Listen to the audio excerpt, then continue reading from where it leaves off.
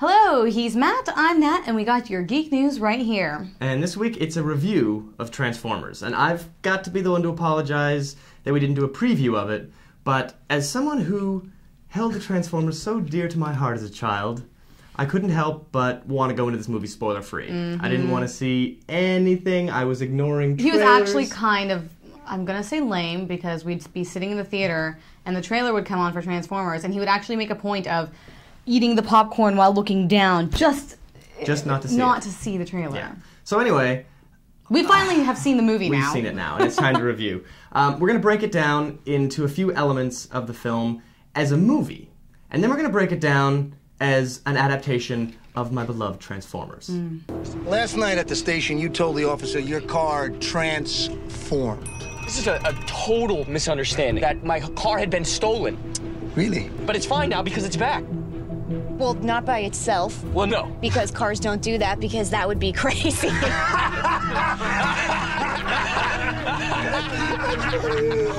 So what do you kids know about aliens, huh?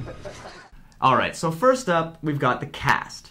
Now, in a Transformers movie, the most important part was Peter Cullen. Yeah. Awesome as Optimus. Finally, him back to do it. It was fantastic. That chills down my spine when I When heard he his opened voice, the film yeah. and you just hear his really voice, cool. it couldn't have been more perfect. I loved it.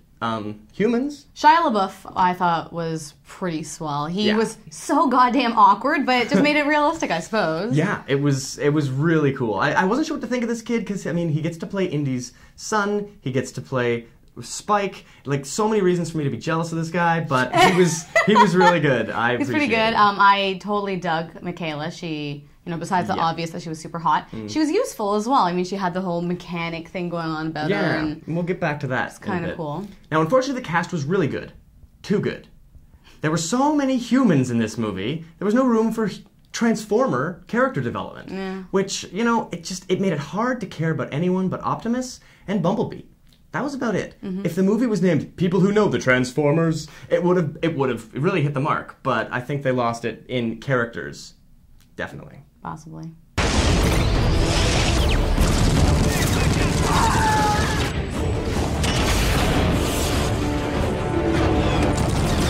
Alright, so of course, the Transformer creature effects. Amazing. They Amazing.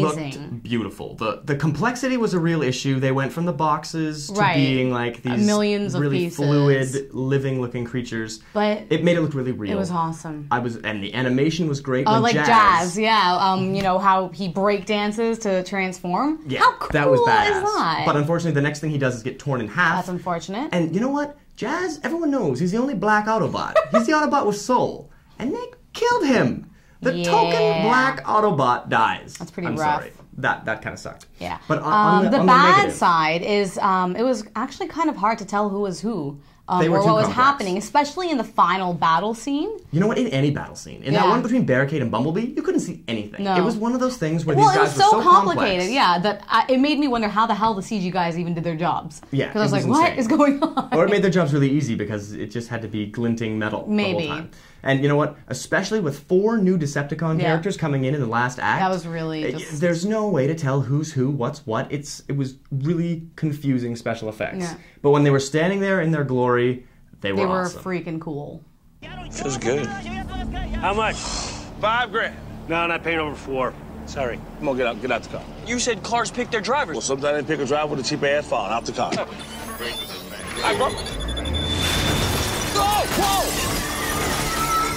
Finally, the writing. It's a Michael Bay action film, so you don't really have to worry too much about it having good or bad writing. It's just gonna have Michael Bay writing. I mean, it had the clever lines. Yes, like, more than meets the eye! stupid lines.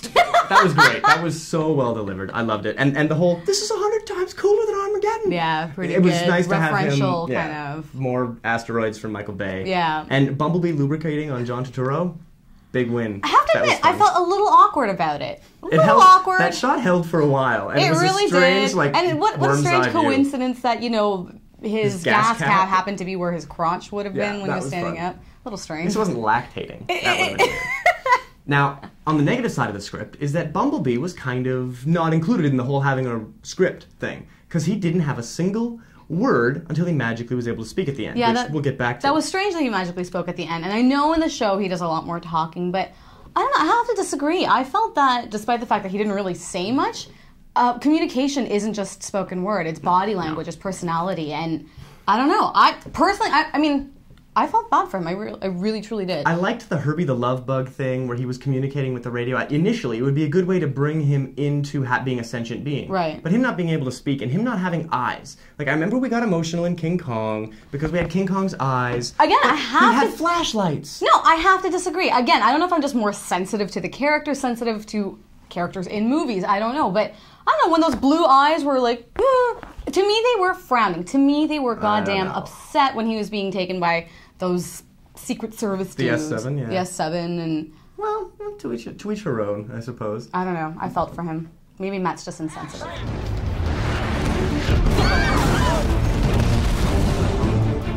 Are we talking about an invasion? This movie, Transformers, it's just got an immense scope in terms of how big it looks. We're under attack!